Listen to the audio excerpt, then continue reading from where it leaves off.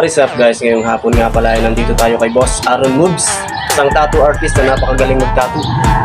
At kasama natin dyan si Pando Vlogs, nagpapatato ng mukha ni Diwata Pares. Yun, subaybayan nyo guys.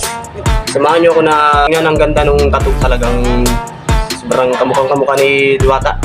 So let's go.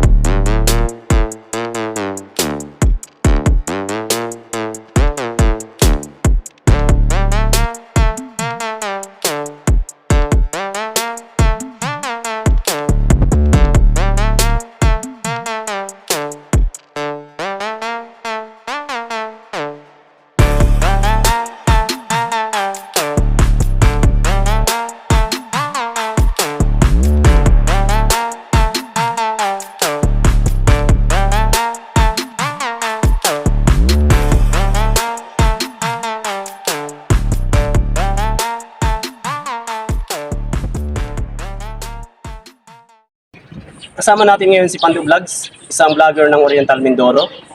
Na-inspired siya sa kwento ni Diwata, Pares Overload. Nga pala si Pando Vlogs, so Pando Vlogs, ano nga pala yung dahilan mo kung bakit pinatato mo yung mukha ni Diwata? Kaya pinatato ko si Diwata sa aking katawan kasi siya ay aking idol. Na-inspired ako sa kanya.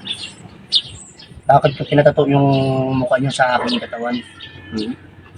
Para kahit saan ako magpunta, at saka kahit saan ako Kasama mo siya? kasama ko siya sa akin. First time ko po na ipatato sa katawan ko ang mukha ng tao dahil siya ang idol ko.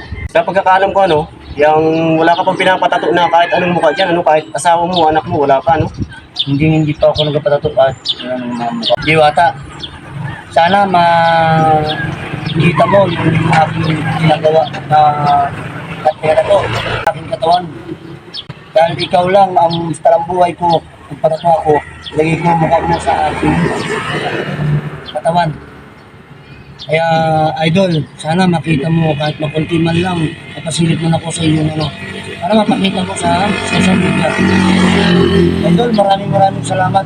Salamat. Sana suportahan natin ng Pando Vlogs at Zoro Vibes. Yun, maraming salamat. Ay, Hanggang doon lamang.